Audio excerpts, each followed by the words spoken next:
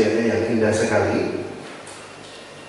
Ibu bapak dan saudara ingkang kinasih, tak kenal maka pak saya ya. Padahal tak kenal ya kenalan. Ya, ibu bapak dan saudara ingkang kinasih, kami kula Johan Christian Filipus. Kula wadosi pasamuan Gusti wonten ing ITJ Trangkil. Tangganya Mas Jujuk, Mas Johan sama ya. Juga kurang lebihnya juga hampir sama karena di sini ada pabrik gula. Teng Trangkil ugi wonten pabrik gula. Kula tuju mriki mboten piyambakan kalau wau sesarengan kalian Pak Majelis lan istri. Nah, ini Pak Majelis dan istrinya bisa berdiri Mas Kuko. Nah, ini Mas Kuko dan itu Mbak Tista, suami istri. Tapi yang Pak Majelisnya adalah yang Mas Kuko. Sedangkan yang di sampingnya ini adalah istri, bisa berdiri. Nah, ini istri saya, Bapak Ibu, namanya Bu Lia Kristiani. Juga tadi kami masing-masing juga membawa anak. Nah, anak saya yang kecil tadi saya beri nama Sofia karena saya terinspirasi dari satu buku ya, Pak Yud mungkin sudah pernah membaca ya, bukunya Justin Gardner itu judulnya Dunia Sofi. Sofia itu kebijaksanaan artinya. Yang satu namanya Melody ya, jadi selisih 10 hari itu. Jadi masih dalam kandungan podcasting ya. Dan budi-budi sama-sama ikut sekolah minggu Pak Ibu. Dan saya juga mengajar, belum ngajar wonten ing SD Akademi Pati untuk mata kuliah studi perdamaian dan studi sosiologi agama. Menawi wonten putra panjenengan ingkang kepengin lebet teologi monggo mangke saged kepanggih kalian kula. Lan ugi mbok menawi kepengin dados guru agama ugi saged lebet wonten ing SDA. Lan sedaya warga pasamuan wonten ing ITJ Trangkil titip salam kagem sedaya warga pasamuan wonten ing ITJ Imam Kudus. Cekap nggih Bapak Ibu ya. Ibu bapak lan para sedherek ingkang dipun tresnani dening Gusti, waosan kitab suci wonten ing panibadah dinten Minggu kapendhet saking Injil Matius bab 18 ayat 21 ngantos dumugi ayat 33. Lan kaparingan ira-irahan ing basa Indonesia melangkah di atas badai dengan iman dan solidaritas. Melangkah di atas badai. Tadi malam saya rembukan dengan Pak Danang Kristiawan karena yang membuat tema itu dari komisi kami Lembaga Pembinaan Anggota Gereja dan Perdamaian. Lalu kami mengoreksi, kok melangkah? Padahal firman Tuhan menceritakan di sana kita harus melewati badai itu. Jadi mungkin akan saya koreksi temanya, tidak melangkah tetapi melewati badai dengan iman dan solidaritas. Nah, Ibu Bapak dan Saudara yang dikasihi oleh Tuhan, ingkang kinasih, waosan kitab suci kala wau nyariosaken rikala para sekabat utawi murid Gusti Yesus menika nembe ngadepi kawontenan ingkang gegirisi, inggih menika badai angin sikap. Lan ing satenahipun kawontenan ingkang kados mekaten kala wau, Gusti Yesus rawuh lan asring menawi guru-guru sekolah minggu asring mucal kagem para putra-putranipun kados dene mujizat Yesus berjalan di atas air. Ibu bapak lan para sedherek ingkang kinasih, wonten ing waosan kitab suci menika terjemahanipun menika wangi-wangi. Mliginipun terjemahan bahasa Jawi wonten ingkang nyerat setting tempat kawontenan ing kitab suci menika wonten ingkang nyerat wonten ing telaga. Nanging ugi ingkang nyerat menika wonten ing saktenahipun segara. Ibu bapak lan para sedherek ingkang dipun tresnani dening Gusti, lajeng pundi ingkang leres? Teng segara napa teng telaga? Nah, ibu bapak lan para sedherek ingkang dipun tresnani dening Gusti, ing waosan kitab suci miturut terjemahan basa Yunani, tempat setting niku ginakaken ingkang kasebat tlaga utawi segara kala wau, ginakaken tembung talasan. Lan ing terjemahan bahasa Indonesia, talasan itu diterjemahkan sebagai perairan yang cukup luas. Perairan yang luas. Ing Kudus betul wonten segara nggih. Rawa ya. Rawa itu perairan ingkang luas apa mboten? Ya. Jadi talasan menika ing terjemahan bahasa Yunani kasebat perairan yang luas. Nggih menawi saupami dipahami segara nggih monggo, dipahami telaga nggih monggo. Sing penting perairan yang luas. Nah, ibu bapak lan para sedherek ingkang dipun tresnani dening Gusti, miturut mitologi kuno, perairan yang luas saged telaga nggih saged segara niku syarat kaliyan simbol ancaman yang membahayakan. Laut atau perairan yang luas itu juga menjadi simbol bahwa di sanalah monster itu biasanya lahir, muncul. Yang kitab suci wonten Leviathan. Itu muncul itu di laut dan perairan. Terus miturut mitologi kuno, karena tiang ingkang memahami perairan yang luas itu selalu dikesankan, disimbolkan dengan sesuatu yang membahayakan, sesuatu yang mengancam, sesuatu yang dapat mengacaukan. Bahkan datangnya monster yang menakutkan dalam mitologi kuno itu selalu berangkat dari laut, selalu muncul dari laut. Di sekolah minggu juga mengajarkan segala sesuatu yang jelek-jelek itu dari laut, buang ke laut. Ada lagunya kan itu, buang ke laut, yuk, kok dibuang ke laut? Padahal laut itu bukan tempat untuk membuang sampah. Laut kan suatu tempat yang tidak semestinya untuk kita jadikan sebagai media di mana yang jelek-jelek itu kita buang ke laut. Dalam studi teologi ekologi banyak dikritik tentang itu. Nah, ibu bapak lan para sedherek ingkang dipun tresnani dening Gusti, awit miturut mitologi kuno, laut menika segara menika utawi talasan yang terjemahan bahasa Yunani menika asring dipun pahami kaliyan sedaya perkawis ingkang awon ing maosan kitab suci kala wau rikala para sekabat menika nitih prau ugi ngadepi kawontenan badhe angin sikal ingkang digirisi. Kawontenan angin sikal utawi badhe kala ingkang dipun cariyosaken ing kitab suci menika ndadosaken sedaya sekabat ingkang nitih prau ingkang wonten ing prau kala wau ngraosaken ajrih kuatos. Lajeng menawi ajrih kuatos lan ugi nuwuhaken perasaan trauma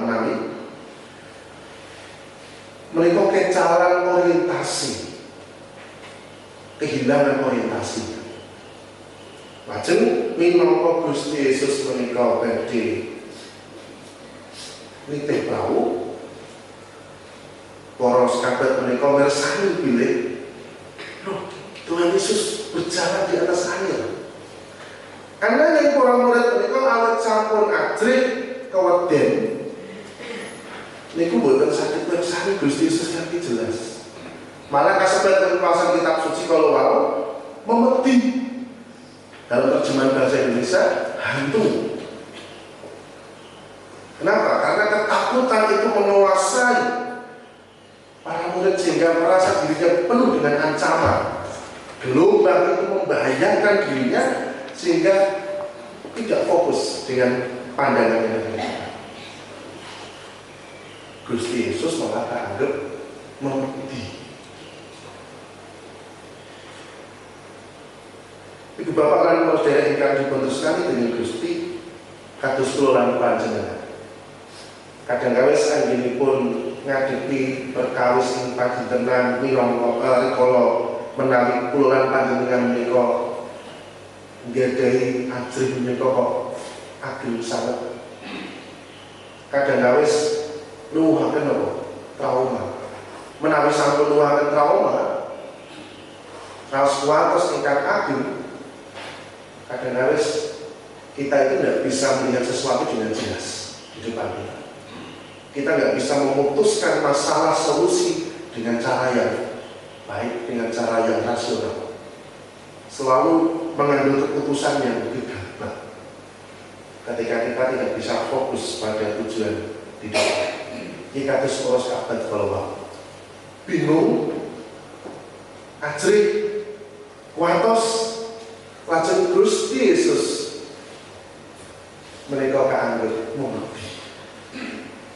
Lajeng ingkang sae ingkang wigati ing terjemahan bahasa Indonesia Gusti Yesus ngendikan, tenanglah, aku ini, jangan takut.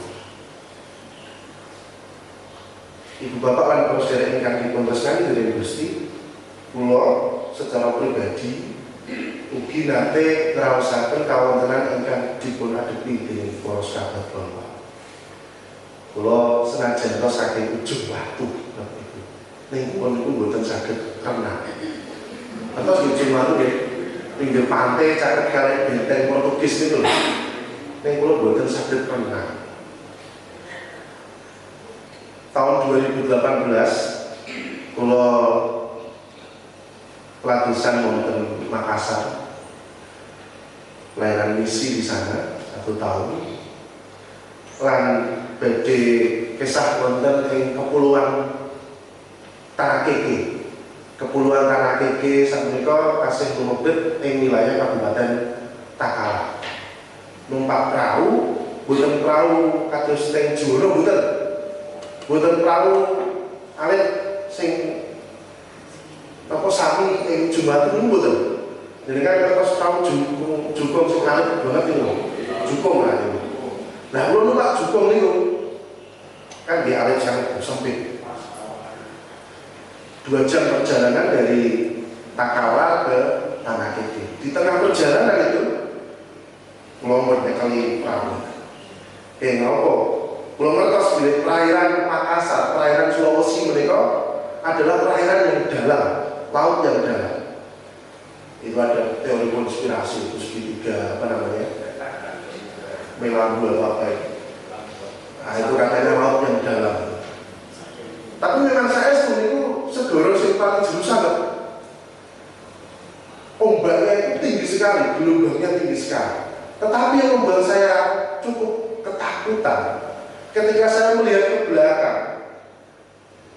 Gelombang itu seperti mengejar kita, kurang lebih hampir 4 meter tinggi. Wong diceklan jukung gitu nih. Awet ngerti, senajan to bapak ibu nelayan itu wong mboten saged berenang. Senajan to anak wong minyak niku nggih, kalau segoro kula nggih pedih ngoten, ajeng. Lajeng wonten juru mudi kula ngerti. Pak, Dai, kok tidak takut? Tidak takut kamu? Tidak nih, santai kok. Orang Makassar udahnya kan gitu. Sudah biasa nih mas, tenang saja. Ini yang 4 meter loh. Tenang aja, udah biasa ya. Tapi saya sebagai orang yang meskipun anak nelayan, tapi tidak cukup banyak waktu untuk di laut ya. Itu cukup menakutkan, membahayakan. Kalau ngaos pilih raosipun kok nyawa kula niku penting pucuk kuku. Awet jukunge alit ning gelombange niku inggil sanget, lageng sanget. Kula ajeng wedi. Jadi setelah saya juga mengalami apa yang sama dialami oleh para murid, karena saya takut sehingga pikiran saya kemana-mana. Wis Gusti kula pasrah. Pikiran saya kemana-mana gitu. Tetapi yang menenangkan saya adalah juru muji. Tidak apa-apa Mas, tenang saja. Ini udah biasa. Percaya saja. Nah, kamu tenang dengan kados mekaten ugi dipun raosaken dening para murid, para sahabat. Rikala gesangipun menika ajrih watos ning Gusti Yesus menika dugi lajeng ngendikan, tenanglah, aku ini, jangan takut.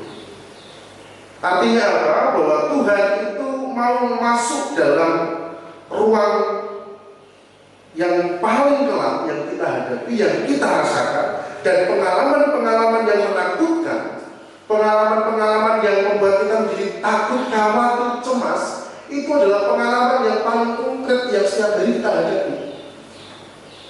Lan Gusti Yesus menika kersa mlebet wonten ing salebetipun pengalaman-pengalaman ingkang sami ugi panjenengan raosaken ing patinipun.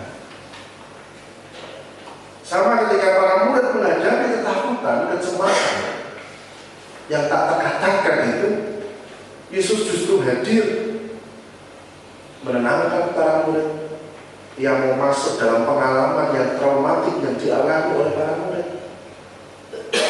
Demikian juga dengan saya dan saudara.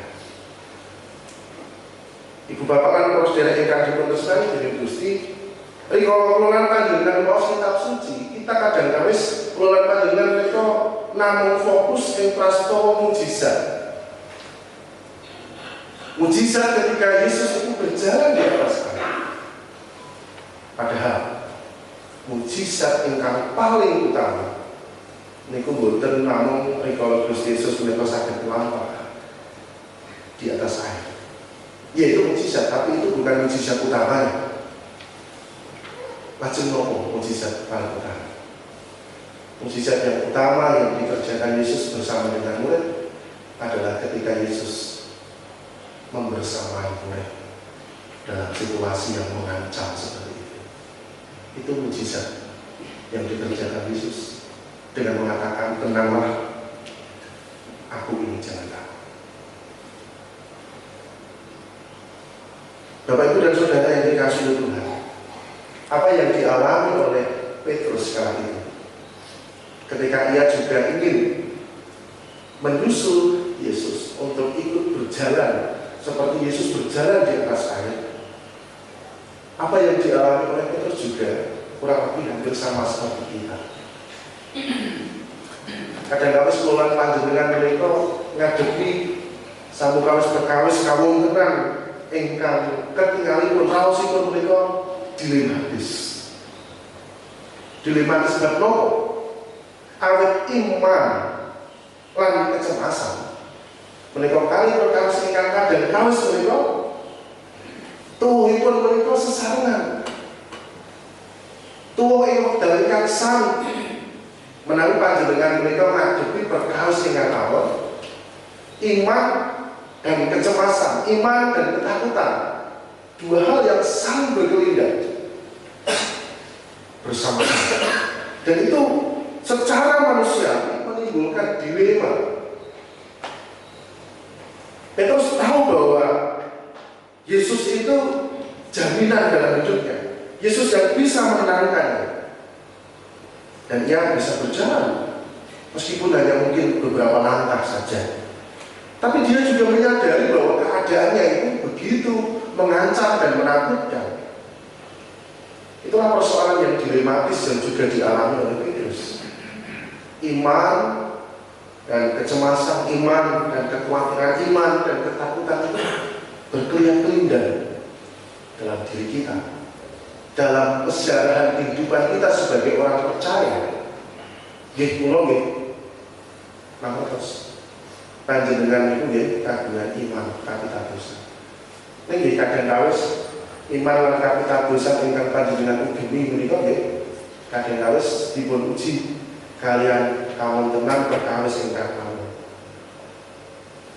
Dua hal yang sebenarnya bertolak belakang, tapi jalan bersama dalam diri kita. Tetapi disitulah justru yang menarik. Pembacaan kitab suci hari ini justru menerangkan, menjelaskan kepada kita apa respon iman kita. Yang ingin saya garis bawahi adalah, yang ingin saya tekankan di sini, mari kita tidak hanya fokus pada mukjizat Yesus berjalan di atas air, tapi kita fokus pada respon iman yang bagaimana yang dikerjakan oleh para murid, terutama Petrus. Ketika Petrus ragu, ketika Petrus mulai sadar, ketika Petrus mungkin mulai berpikir secara rasional, ia kemudian tenggelam.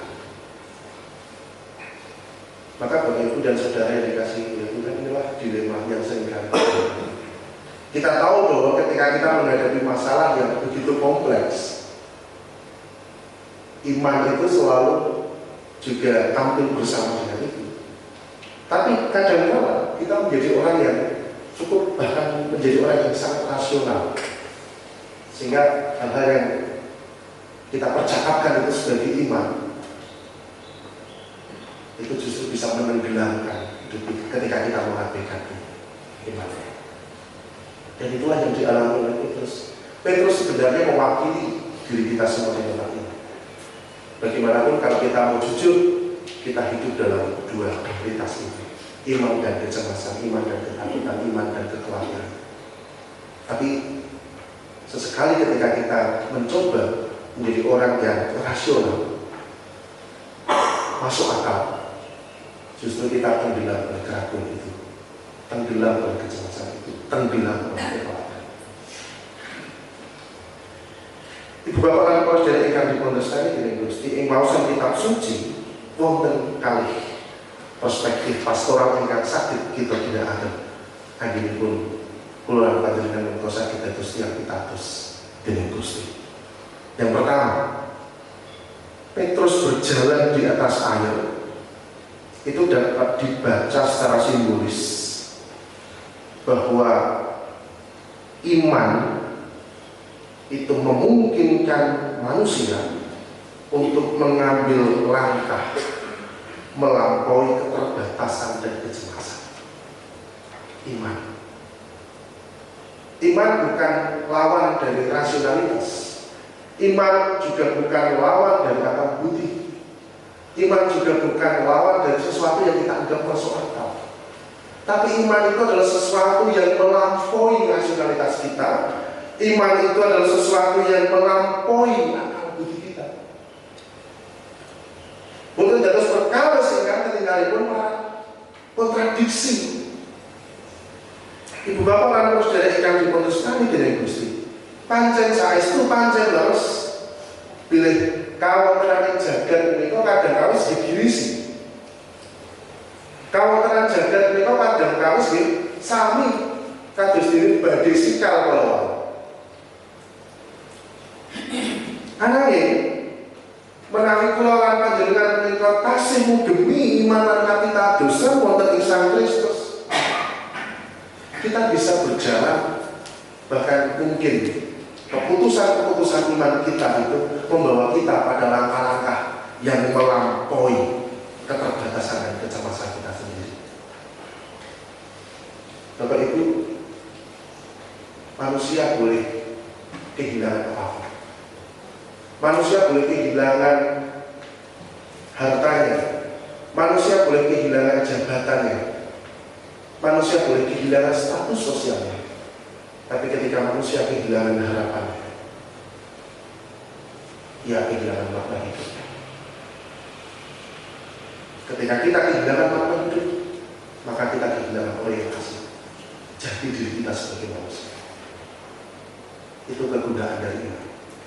Iman membawa kita pada setiap keputusan-keputusan untuk melangkah di mana keputusan untuk melangkah itu membawa kita pada titik di mana kita bisa melampaui keterbatasan dan kecemasan kita.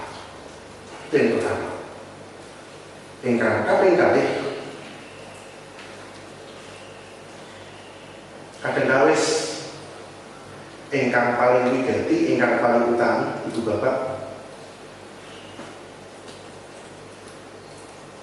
yang paling utama dalam perjalanan pelayanan kita, atau yang paling utama dalam perjalanan ketika kita nang gereja adalah kehadiran. Karawuhan panjenengan ing pundi kemawon menika sae prayogi lan pamigati. Karawuhan panjenengan ing perkawis-perkawis nalika sederek panjenengan brayat panjenengan menika nembe ngraosaken kawontenan ingkang awon. Panjenengan menika saged rawuh sinarengan kaliyan sederek panjenengan brayat panjenengan ingkang ngraosaken perkawis ingkang awon niku luwih penting, luwih wigati, luwih sae tinimbang nasihat. Laras kehadiran secara pastoral, hadir saja itu lebih utama, lebih penting daripada nasihat. Ini nasihat lebih penting. Nek nasihat tok mboten nate rawuh niku nggih kadang-kadang menghadirkan kekosongan. Bapak Ibu dan Saudara yang dikasihi Tuhan, kadang-kadang yang kita butuhkan ketika kita dalam situasi yang terancam, dalam situasi yang membahayakan, adalah kehadiran orang yang paling dekat dalam diri kita. Nek panjenengan warga Pasamuan di IDJ Immanuel Kudus, mbok menawi wonten ingkang nembe ngraosaken kawontenan ingkang awon ing gesangipun. Pancobelipun menika saestu ageng sanget, panjenengan mestipun nenggo sinten ingkang badhe rawuh ing dalemipun panjenengan. Itu lebih utama.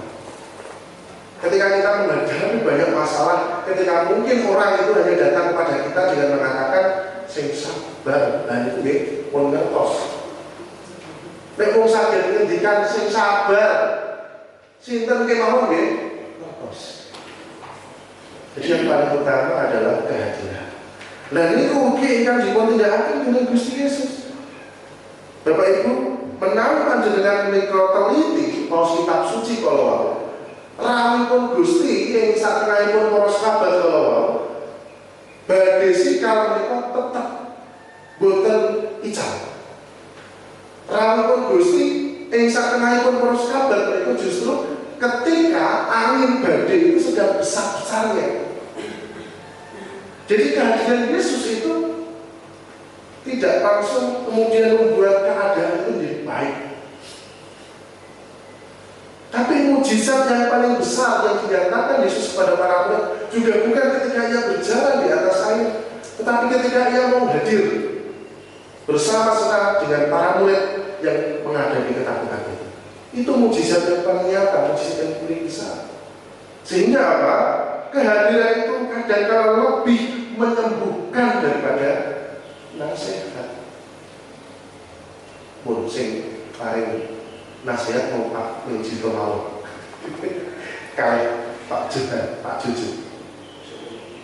Ini kadang-kadang sih puluhan panjenengan kok remen banget, kepengen banget, punya hasrat kepanggih kali sinten kemawon mereka paling nasihat, suka hobi memberi nasihat. Padahal jenengan saged rawuh mawon nyarangi sederek panjenengan ingkang nembe ngraosaken beban niku mun saya hadir saja itu sudah cukup, daripada Anda kemudian berpikir bicara mari nasihat, mari pitutur.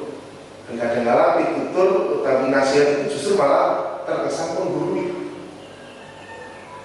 Bapak Ibu kalau membaca kitab Ayub keseluruhan itu menarik. 3 teman dari Ayub itu justru hadir, memang hadir. Tapi kehadiran teman-teman Ayub itu justru malah menceramai, memberi nasihat. Yo, kowe iku lara, kowe iku dosa. Lah ayo kan boten trimo, aku salah kok diarani dosa. Jadi terkesan seakan-akan baik, tapi justru itu tidak ada artinya lagi bagi orang yang sedang mengalami gumul jual seperti itu. Jadi saya tekankan sekali lagi Bapak Ibu bahwa yang paling utama adalah kehadiran. Sebab kehadiran itu lebih menyembuhkan daripada nasihat. Kata Gusti Yesus. Nah Bapak Ibu dan Saudara yang dikasihi oleh Tuhan, kadang-kala ketika kita itu cemas, kadang-kala kita malah justru hanya fokus pada masalahnya daripada orang yang mau hadir bersama kita. Ketika kita menghadapi ketakutan, ancaman yang membahayakan, persoalan-persoalan hidup yang tidak pernah kunjung selesai itu, kita tidak pernah fokus pada siapa yang mau hadir, tapi masih juga fokus pada masalah. Jadi dalam Alkitab tadi diceritakan, angin itu kemudian reda ketika Yesus sudah naik ke perahu. Tapi persoalannya adalah kehadiran Yesus sekalipun tidak menjadi jaminan angin itu menjadi reda. Dan kadang-kadang kita menjadi orang Kristen sudah seperti itu. Pokoknya kita harus sekalian Gusti doyong nomor itu sakit beres. Semua itu akan baik-baik saja. Tapi sebagai orang yang dewasa secara iman, refleksi kita, spiritualitas kita tentang Tuhan, kehadiran Tuhan, bukan ketika semuanya itu menjadi baik-baik saja, bukan semuanya itu menjadi beres kabeh kados ujian kontemporer itu beres kabeh. Nah, itu secara teologi itu sangat cetek sekali itu. Sedaya beres kabeh, iso ora iso kudu iso. Gusti Yesus dikon iso ora iso kudu iso. Ada mujizat itu bukan ketika semua menjadi beres. Mujizat itu ketika Yesus mau hadir, membersamai kita, menjadi teman dan sahabat di dalam seperjalanan. Bukan ketika Yesus bisa meniadakan, bisa saja Yesus meniadakan masalah, tapi kita tidak mungkin jadi orang yang kemudian menjadi dewasa saat ini. Yesus akan hadir bersama kita. Sama ketika Dia mengulurkan tangannya kepada Petrus, membersamai kita, menggandeng kita dalam luka-luka kita, dalam ketakutan-ketakutan kita, dalam kecemasan kita, dalam sesuatu yang membahayakan kita. Yesus berjalan bersama kita, membersamai kita. Yesus menjadi pendamping yang selalu hadir bagi kita. Itu refleksi iman, refleksi spiritualitas kita. Dan itu kita menghayati satu refleksi iman yang lebih dewasa daripada kita membayangkan pokoknya bisa diwong Kristen itu kabeh beres kabeh. Padahal kedewasaan iman kita ketika kita dibersamai oleh Tuhan. Ia menjadi teman dan sahabat dalam perjalanan. Ia yang akan menemani kita ketika kita menghadapi semua luka-luka kehidupan. Jika kita menjadi orang yang tidak takut lagi, tetapi menjadi orang yang cukup berani untuk menghadapi itu, karena Yesus bersama dengan kita. Nah Bapak Ibu dan Saudara yang dikasihi oleh Tuhan, yang menarik adalah dalam kitab suci tadi dikatakan kehadiran Yesus itu dicatat di sana pukul 3 malam. Saya tidak tahu hitung-hitungan jam dalam tradisi Israel, tapi saya mencoba untuk menafsirkannya. 3 malam ini berarti adalah malam yang paling pekat, malam yang paling gelap. Dan malam yang paling gelap, malam yang paling pekat itu menggambarkan di mana badai yang paling mengacaukan hidup kita, bahkan ruang yang paling gelap dalam hidup kita. Yesus juga hadir di sana. Tuhan juga hadir di sana. Artinya apa Bapak Ibu? Rasa aman itu bukan karena absennya badai. Rasa aman itu bukan karena ketiadaan masalah, tapi rasa aman itu karena hadirnya Tuhan dalam badai untuk membersamai kita. Bapak Ibu dan Saudara yang dikasihi Tuhan, berjalan melewati badai dengan iman dan solidaritas. Bukan berarti Tuhan akan melenyapkan, meniadakan, menghilangkan badai itu, tapi Tuhan menjadi Tuhan yang solider. Tuhan yang akan membersamai kita, Tuhan yang solider, membersamai setiap luka-luka kita, kepahitan hidup kita, ancaman yang menghantui kita. Ia adalah Tuhan yang solider. Demikian juga diri kita. Jadilah orang-orang yang solider, yang membersamai kita semua. Kenapa? Ya karena kita rentan. Karena kita rentan. Karena kita sesama orang yang rentan. Sebab kita tidak tahu bahwa mungkin juga besok atau lusa kita juga bisa mengalami hal yang sama dengan saudara kita. Karena kita rentan, jadilah solider. Karena Tuhan solider bersama kita, maka kita pun juga solider dengan sesama kita. Amin. Semoga kita saling berdoa.